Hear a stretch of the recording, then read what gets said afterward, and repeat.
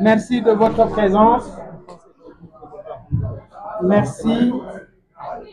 pour le déplacement.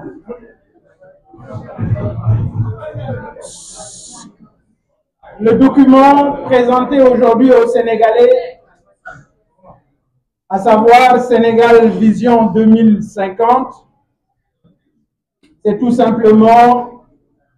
un cocktail d'esbrouf, de réchauffé et de plagiat. Mesdames et messieurs, après 7 mois d'attente, après avoir repoussé maintes fois ce rendez-vous ô combien important avec le peuple, après avoir fui l'Assemblée nationale pour ne pas faire sa déclaration de politique générale, nous venons de découvrir la vision des nouvelles autorités du Sénégal, le Premier ministre Ousmane Sonko et son Excellence le Président de la République auprès du Premier ministre. Que dis-je? Premier sinistre de la belle République du Sénégal. Ce jour du 14 octobre restera mémorable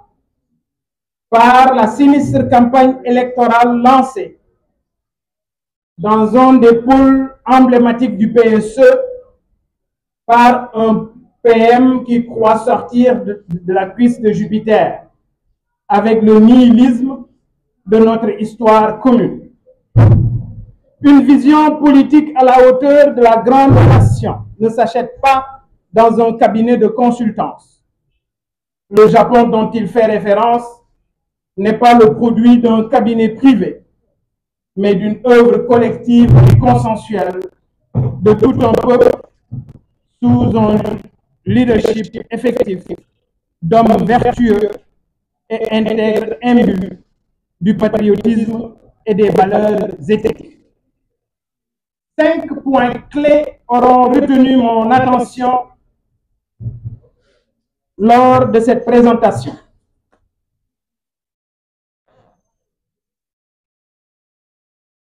Numéro 1, de l'esbrouf et de l'arnaque intellectuelle. Le premier constat sur la forme, c'est d'abord la continuité manifeste entre le Sénégal Vision 2050 et le plan Sénégal émergent PSE. Ce sont les hommes du PSE, les documents du PSE et l'approche du PSE. Les mêmes documents élaborés sous le PSE, je veux parler du document de la stratégie nationale de développement du secteur privé, qui ont été plagiés et recopiés tels quels. Rien n'a changé. Même les déclinaisons quinquennales et décennales. Mesdames et messieurs, toujours dans le domaine de l'esbrouf intellectuel, sur quelle base les chiffres annoncés dans le diagnostic par le Premier ministre Ousmane Sonko sont-ils vrais? Et si tant est que lui-même a déclaré faux les chiffres officiels de l'administration publique et par conséquent de faussaires, de hauts fonctionnaires dont bizarrement certains étaient de la partie aujourd'hui, parmi lesquels les principaux orateurs de ce matin. Je vais y revenir. Sachant que la Cour suprême n'a pas encore validé les chiffres officiels de l'état des lieux, donc encore de l'arnaque. Une vision désarçonnée et décalée par rapport aux besoins réels du pays. La vision n'en est pas une, juste une litanie de vœux pieux sans colonne vertébrale, avec surtout aucun engagement clairement identifié sur les étapes clés. J'ai noté beaucoup de pétitions, de principes et de belles déclarations du genre « il n'y a qu'à, faut qu'on, il n'y a qu'à faire ceci, faut qu'on fasse cela, etc., etc. » Déjà, la stratégie nationale 2025-2029 prévoit un financement d'environ 18 000 milliards de francs CFA, avec 6 000 milliards réservés au secteur privé national. Ce secteur privé national, pas forcément sénégalais. Sur ces engagements, savez-vous combien ont été réservés au secteur primaire, agriculture, élevage et pêche, qui emploie près de 70% des Sénégalais? Mais ce secteur primaire, vous le savez, ne contribue qu'à hauteur de 15% de notre PIB. Savez-vous combien? Mesdames, Messieurs, c'est 10%, à savoir 1800 milliards de francs CFA. Donc 70% des Sénégalais et des Sénégalaises vont encore souffrir de la vision des stagiaires. Une ponction amère pour le peuple sénégalais, comme disait l'autre du Mbahalouher. Justement, les Sénégalais vont souffrir, malheureusement. Et eux-mêmes l'ont dit. Je veux parler de nos orateurs de ce matin. Les différentes autorités ont elles-mêmes dit et proclamé officiellement la fin des subventions dans le secteur de l'énergie. Qu'est-ce que cela veut dire concrètement? C'est-à-dire dès demain, 15 octobre,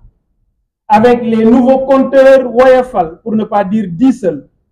le coût de l'électricité va inéluctablement augmenter. À côté de l'électricité, mes chers amis, l'eau aussi va augmenter. Et ceci a été confirmé officiellement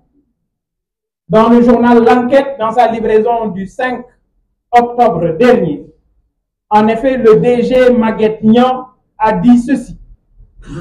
Les nouvelles autorités ont validé la hausse du prix de l'eau.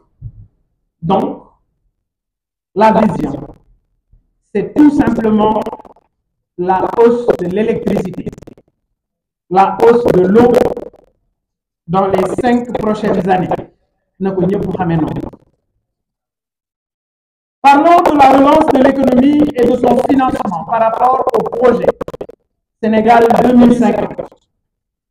La vision commence en 2025, nous avons dit. Mais d'ici 2025, comment allons-nous faire pour vivre? Comment vont-ils s'y prendre pour ressusciter une économie qu'ils ont eux-mêmes tuée en l'asphyxiant? Regardez actuellement toutes les vidéos qui circulent au niveau des marchés vides, sans clients, frappés de sinistrose actuelle. Qui a arrêté la commande publique et fermé le trésor public? C'est une question. Qui a arrêté tous les chantiers de BTP dans la capitale et dans certaines zones du pays? Comment vont-ils financer cette vision de Sénégal 2050? Eh bien, je vous le dis, de la dette, encore de la dette. Le président Diomaye et le premier ministre Ousmane Sonko ont en effet validé en Conseil des ministres le 12 juin dernier les budgets pour les 3 prochaines années. Et dans ce document, ils disent clairement qu'ils vont emprunter 8 800 milliards de francs CFA, dont 6 400 serviront à rembourser la dette. Donc, pas de stratégie de financement. Parlons de bonne gouvernance.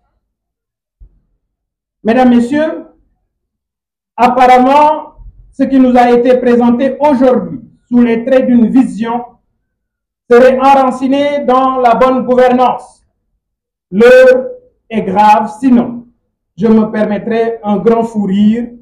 tant les faits s'ingénient à contredire les vœux pieux. Sinon, avez-vous entendu parler de l'affaire Azer, d'effrayant la chronique et si grave à tout point de vue? D'ailleurs, j'interpelle le Premier ministre Ousmane Sonko sur la disparition. 37 milliards qui se sont volatilisés. 37 milliards d'avance de démarrage du dossier Azer. L'ARCOP vous le réclame. La Banque Santander vous le demande. Alors, Monsieur le Premier sinistre, je vous le demande. Où sont nos 37 milliards? Ana Khalis. Équipe du dossier de l'ONAS, dont l'ancien directeur général, le docteur Cheikh Dieng, est auditionné aujourd'hui par les enquêteurs. Vous avez entendu parler de la belle campagne de recrutement du président de la République qui cherche apparemment des chargés de mission pour ces journées de set-setal sans buzz, donc sans grande envergure. Récemment, 47 ont été bombardés, chargés de mission. Est-ce cela la bonne gouvernance? Décidément, l'homo pastefensis est un as de l'esbrouf et de la malhonnêteté intellectuelle. Rectifier la trajectoire prise par l'État du Sénégal le 17 novembre pour ne pas faire sombrer notre si beau pays. Mesdames, Messieurs, l'heure n'est pas à la rigolade. Le moment est extrêmement grave. Non seulement notre cher pays est entre des mains inexpertes, entre des mains incompétentes, mais surtout entre des mains irréfléchies. La vision de l'État pastefensis qui vient d'être présentée aux militants est le produit d'un parti politique et non des Sénégalais. L'histoire retiendra que le projet de PASTEF n'a jamais existé et le Premier ministre est entré dans le livre des Guinness en qualité de seul Premier ministre incapable de produire une déclaration de politique générale et de coordonner l'élaboration d'une stratégie nationale de développement. C'est sa stratégie et pas celle des Sénégalais. Mais nous venons de découvrir que notre peuple risque de beaucoup souffrir durant le règne du couple présidentiel, avec un premier sinistre et un président délégué auprès de celui-ci. Je veux m'adresser personnellement au premier sinistre Ousmane Sonko. Vous avez réussi à éviter une motion de censure, mais vous n'échapperez pas à la sanction populaire du 17 novembre prochain. Vive la coalition Samm Sa Kaddu qui va sauver le Sénégal. Vive notre cher patrie. Je vous remercie. ñu leen di xaar booba ak léegi tey jii dañu dajale lenn ci gor yi ci dëkk bi ne dañu leen di wax ana fu ñu war a jëme réew juróom-ñaari weer ñu koy xaar juróom-ñaari weer waa jiy daw di tekki juróom-ñaari weer muy dugg ci tunnel yi juróom-ñaari weer muy waaf nanguwul def déclaration de politique générale tey jii lañu gaaral ca Diamniadio nee ñu mooy projet boo xam ne dañu ko jënd te ka ñëw di ko présenter ab expert privé boobu ci fàttali rek moo doon expert bi doon xalamal Macky Sall ci PSE bi mu xalamalee Macky Sall ba mu jëli jàjjam sëriñam baax na tey jii gàddu na Sonko ak Diomaye moom Victor Ndiaye li am solo mooy bisub tey bii ku ne xam na ne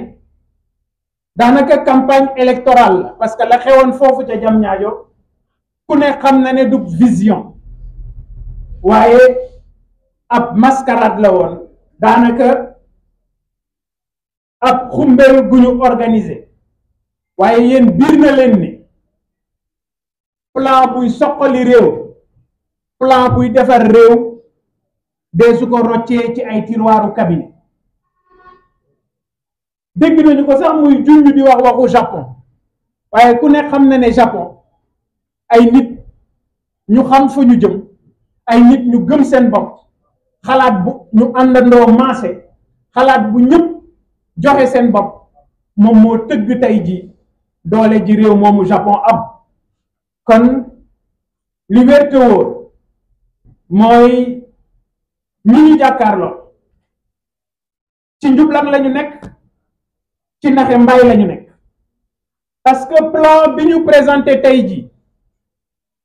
seen plan la ñoom waaye li may wax rek du plan wu ñiy toltolaan du plan wu maçon yi du plan wu mécanicien yi du plan wu marchand ambulant yi waaye du plan wu menuisier yi plan boobu ñu gaaral tey jii plan la boo xam ne dañu ko tibbee te biir ne ñëpp ñuy gëstu ne ci plan Macky Sall lañu ko copier muy plan Sénégal émergent dem nañu sax ba ci nañu ko pàccale ci juróomi at ak ci fukki at comme ay mbàbba daara lañu jéemuñu ko soppar ñi sax noonu lañ ko ca bàyyi pour wane degré de nullardise bi nga xam ne moo nekk ci ñu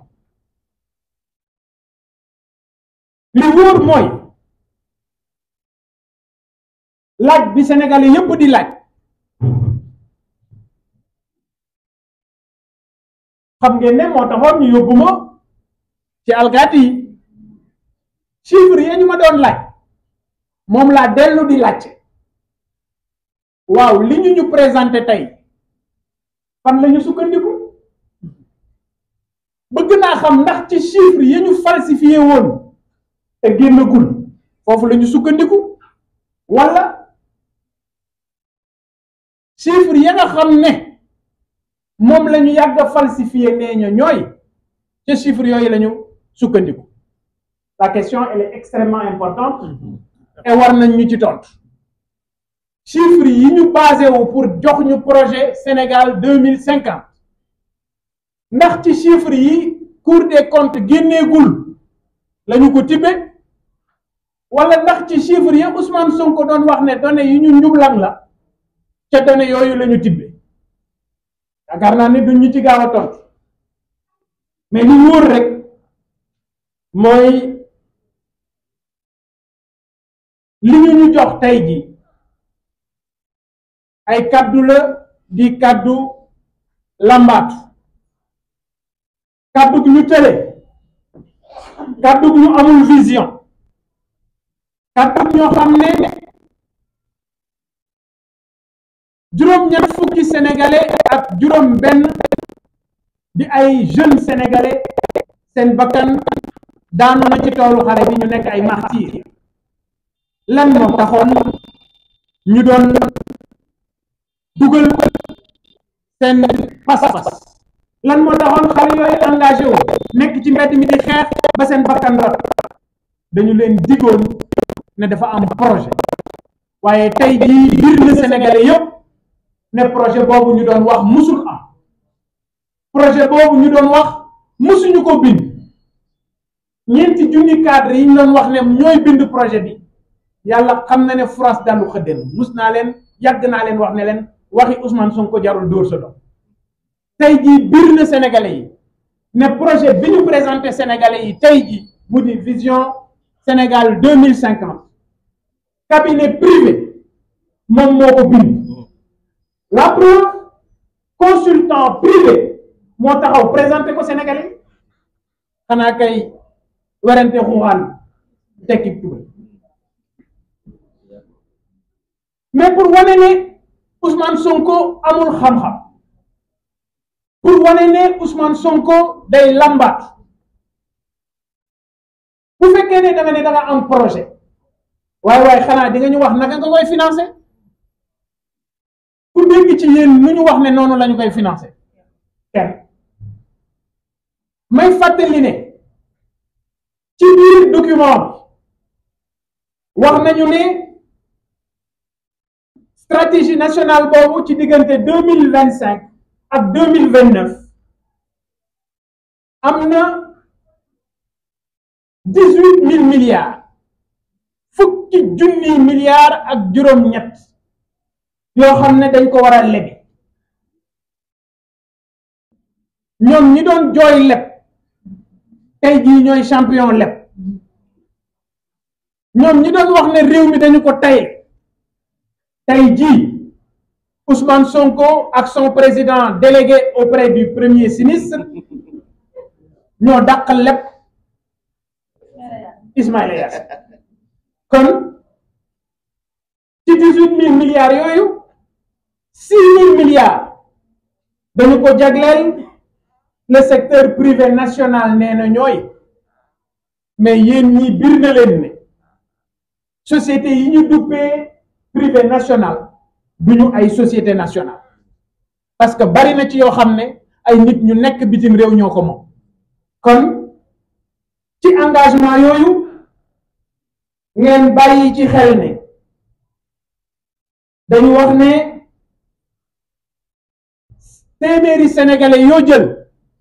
70 yi juróom-ñaar fukk yi ñu ngi yëngatu diggante mbay càmm ak napp xanaa kon looloo yor réew mi ci biir plan boobu ñu présenté sénégalais ñu ne ci 18 000 milliards ya ñu war a leb diggante 2025 2029 10% la ñuy jagleel le secteur primaire mooy mbay sàmm akub napp dem naa sax ci biir calcul yi maanaam booy xool day nekk région bu nekk 42 milliards lañ fay def ci pàcc bu nekk ci ñetti at yay ñëw kon ngeen xam ne véritablement ñi ñu jàkkaar lool ay cuune lañu dem naa sax ba gis ñu wax ay pôles territoriaux yéen ku ne ci yéen ñi xam na ne le programme Tekki novembre 2023 la ñu leen génneel programme teg ko ak ay échéanciers pôle yooyu ñuy wax bokk na ci li ñu coppatee ci yeneen programme yi parce que ñoom comme dañuy randal rek pôle territoriaux yooyu 8 pôles yi ñuy wax ci suñu biir document la ñu ko jël mais comme Sénégal moo ñu tax a jóg may nañu leen ko yëf yi dana gën a metti parce que dafa mel ni ci mbaxalu xeer la ñu jëm fi mu nekk nii Ousmane Sonko ak Bassirou Diomaye dégg ngeen ko ci biir présentation nee nañu on va vers une subvention ou des subventions ciblées FMI la mu d'accord ak Ousmane Sonko ak Diomaye mooy subvention yi dañ koy dakkal subvention boo ko dakkalee ci woyafal mooy woyafal bi day yokk subvention bi boo ko dakkalee ci ceeb bi mooy kilo bi day yokk subvention bi boo ko dakkalee ci diwlin bi mooy diwlin bi day yokk kon yéen sénégalais bi yoboo ngeen préparé wax nañu leen ko waxoon na ko le 26 nee na yëf yi dina gën a métti tey jii ci biir seen programme bi ñuy présenté wax nañu leen ne dañuy dem vers des subventions ciblées méngoo ak li FMI bëgg FMI la mu bëgg mooy ñu rocc subvention yi maanaam woyofal bi day gën a yokk remarqué ngeen ko sax waaye dafa am leneen lu ñu ci yokk ndox mi je vous donne l'information que day yokk parce que ci journal bu ñuy wax l'enquête su ma juumul le 5 octobre bii ñu passé Maguette Niang mi jiite kërum ndox bi dafa ne njëg yi ci ndox bi danañu ko yokk te la mu ca wax dafa ne les nouvelles autorités ont validé la hausse du prix de l'eau kon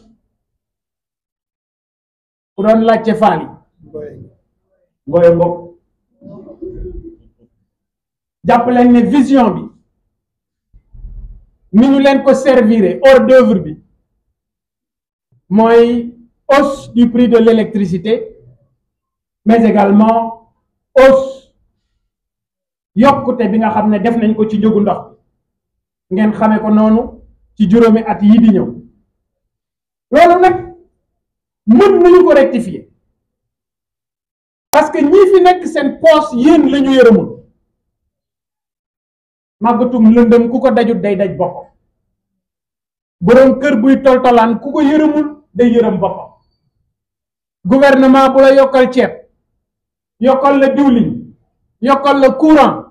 yokkal la ndox kooku dalaa bëgg rey fekkatu leen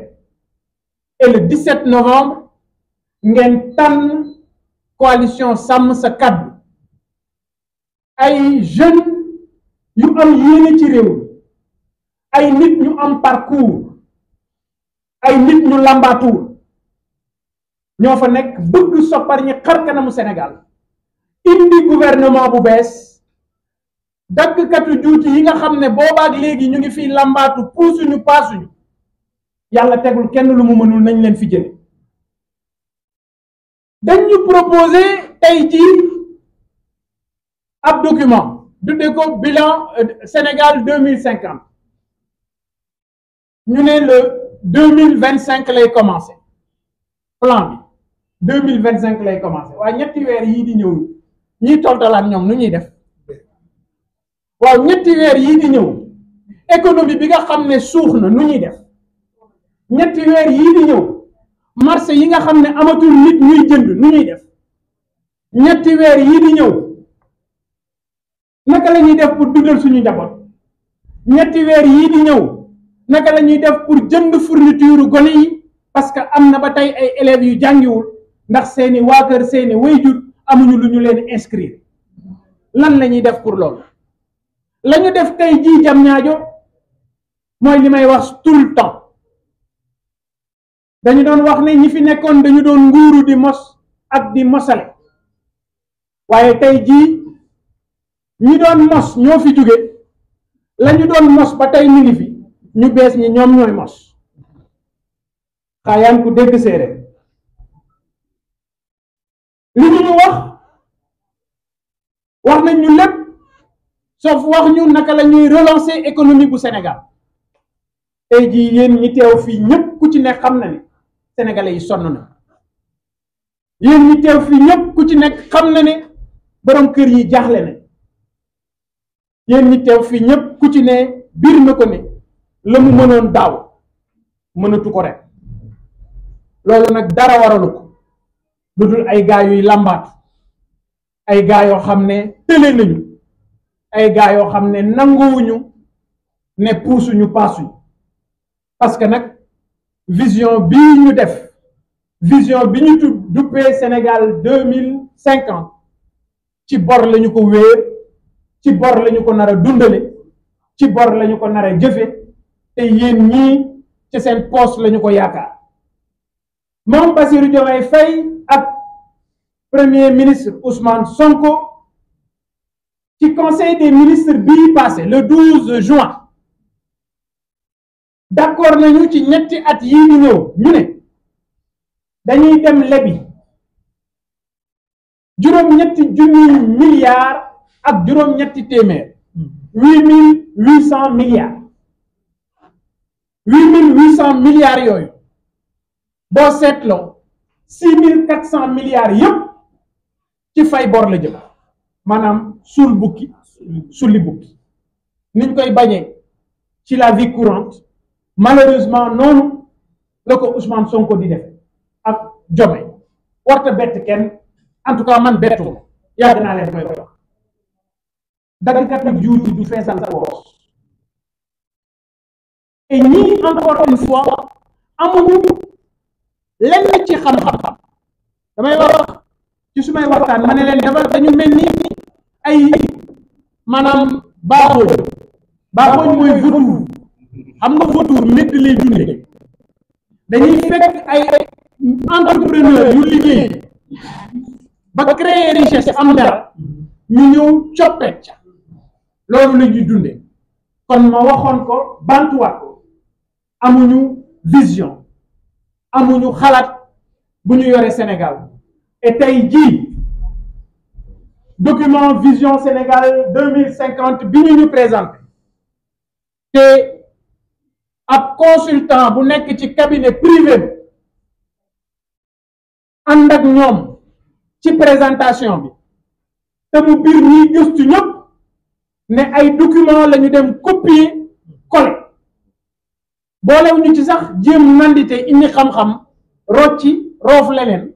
mais noonu la ñu ko bàyyi. C'est juste pour vous informer ci seen degré ci wàllu télé ak wàllu mbabadaar. dégg ngeen leen saa su ne ñu ne waaw Sénégal dañu war a def bonne gouvernance ñoom bonne gouvernance pour ñeneen ñi rek la mais ñoom bonne gouvernance boolewuñ ko ñoom ci seen mbir. bonne gouvernance mën naa weesu coow li am Azer waaw wax leen ma yéen ndax bonne gouvernance mën naa weesu coow li am ONAS te tey jii directeur général ba ñu dàq dem di jàkkaarloog enquêteurs yi parce que nee na ministre moo ne ko bàyyil marché bi nga jox ko ñeneen ñaari entreprise ci entente directe maanaam ndéggoog yaa ma neex. mbirum Azer moom dégg naa leen ba comme dañu mën a fen ñu naan wuy affaire Azer ci jamonoy Macky Sall lañ ko def man nee naa leen ñoom ak Macky Sall bon la ak yées mooy sama gëm-gëm man. coowu Azer dafa am solo ñu taxaw ci parce que coowu Azer banque bi nga xam ne daf ci doon liggéey muy ay sénégalais ak ay espagnol ce qu'il faut rappeler mooy seen directeur général boobu ñu fa tabb muy naka seen Jean Michel Sène nga xam ne mës na liggéey dara premier poste am DG la loolu Sénégal rek la premier poste ce premier bulletin de salaire DG. Et il y en a beaucoup hein. Oui non parce que amuñu ressources yi amuñu ay borom xam-xam amuñu capital humain xam man du ma bëgg di wax capital humain parce que yëfi PSE te ñoom sax dégg naa leen ñu ñambaas ko ci seen biir projet bi di wax waxi capital humain. Alors directeur bu bees boobu moo jaar ci suuf rocc ci sénégalais yi dem signé ji ak espagnol yi waaw bu ñu tàmbalee projet bi ci jamonoy Macky Sall mais ñoom ñoo yeggale projet bi 37 milliards yi banque bi laaj banque Santander dafa ne bi ARCOP di suspendre marché bi dafa ne banque Santander daf ko laaj ne ko 37 milliards yi ma joxe gisatuma xaalis bi nee na mëy kenn gisul 37 milliards aw léegi comme waa ji fëggoon dënam naan day jubal ak jubbanti te jubuñu mais Ousmane Sonko nañu wax 37 milliards au Sénégal yooyu fu mu dem Ousmane Sonko premier ministre du Sénégal wax ñu fu xaalis bi dugg 37 milliards yi nga xam ne banque Santander mu ngi koy laaj ngan la Ousmane Sonko wax ñu ci wàllu bonne gouvernance fu xaalis boobu dugg soxla nañ ko xam et comme si cela ne suffisait pas ci fin wu semaine bële passé dañ doon wax ne dañuy xeex toog muy dox ci musiba lañ jëm ak ñoom léegi nag jaaxaan muy dox sax am alors chargé de mission ku mu sax xam lan mooy liggéeyu chargé de mission ku xam lan mooy mission liggéeyu chargé de mission parce que ay jeunes lañu yu doon liggéey ci biir seen engagement politique ci parti PASTEF ñu ànd ak ñi doon ñu ànd ak ñi doon rajaxe ñu ànd ak ñi doon taal bokk ci ñiy saaga léegi saaga day dox léegi xaste day fay ñu defal leen daanaka lu ëpp ñeent fukki contrat ci biir présidence de la république defal leen ay chargé de mission nga xam ne seeni salaire nekk na diggante 500 000 jëm kaw ci ñoo xam ne amuñu bureau parce que ñoom ñëpp kenn du la jox bureau bi présidence de la république amuñu bureau mais ca wetu loolu moom Ousmane Sonko dafa dem créer gouvernement parallèle biir primature dafa dem recruter 21 conseillers ñoom ñëpp ku ci nekk ñu lay fay million ak lu topp weer wu dee bu nekk ngir nga nekk conseiller ci wetu Ousmane Sonko muy un gouvernement parallèle loolu mooy jub ne ñooy jubal ak jubbanti sénégalais yi ku nekk ci yéen dana xam exactement lan mooy taxawaay bi nga xam ne moom la ñu doon xaar mais li wóor mooy le 17 novembre incha allah yoon bu bon bi Sénégal jël yoon boobu mën nañu sauver Sénégal mën nañu rectifier la trajectoire bi Sénégal jël c'est de voter massivement pour l'opposition c'est de voter pour la coalition Sàmm Sa Kàddu yow mi toog sa kër mu jafe lool yow mi daan bëggal say doom te mënatoo yow mi bëgg jënd fourniture mënatoo commerçant bi nekk ci marché bi te yëf yi jafe ci moom takk leen seen dikk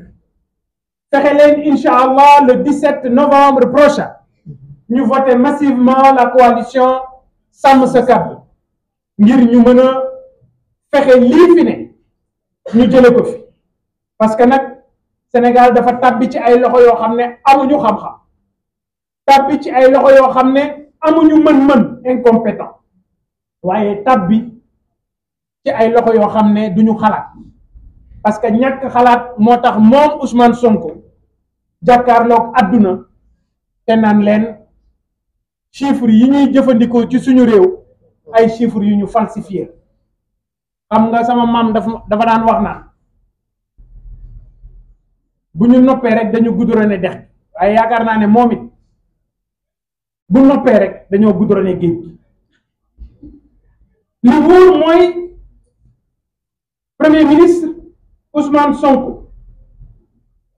mi nga xam ne daw na déclaration de politique générale moom mi nga xam ne wane na ne am na yéene bëgg na mais malheureusement mënul moom mi nga xam ne mi ngi jéem nañ ko nangul waaye amul xam-xam Ousmane Sonko moomu la ñuy jàkkaar lool di wax ak moom ne ko rëcc na ci déclaration de politique générale ànd ci ak président de la république am boo xam ne amul kàddu woyof na signature ñu àndandoo ñoom ñaar di yëngi-yëngi xëcc sénégalais yi yóbbu leen ci gutta moom Ousmane Sonko moomu ak président bi ñu ko tofal nañu xam ne rëcc nañu ci assemblée nationale bay passé waaye askan wi ñu ngi leen di xaar ngir rëq seen digg ngir jafe-jafe yi ñu teg réew mi sénégalais yi mën koo teggil seen bopp incha allah ce sera à partir du 17 novembre votez massivement kon ni ngeen ko gisee wax naa ko léegi c'est des mains inexpertes des incompétents des mains irréfléchies ñoom ñoo yore réew lii baisse des recettes la seeni document la ngir kenn bañ fi ñëw wax ma ay waxu chiffre lii seen ay chiffres comme nawet bi du seen nawet ca Touba waaye chiffres yii seen chiffres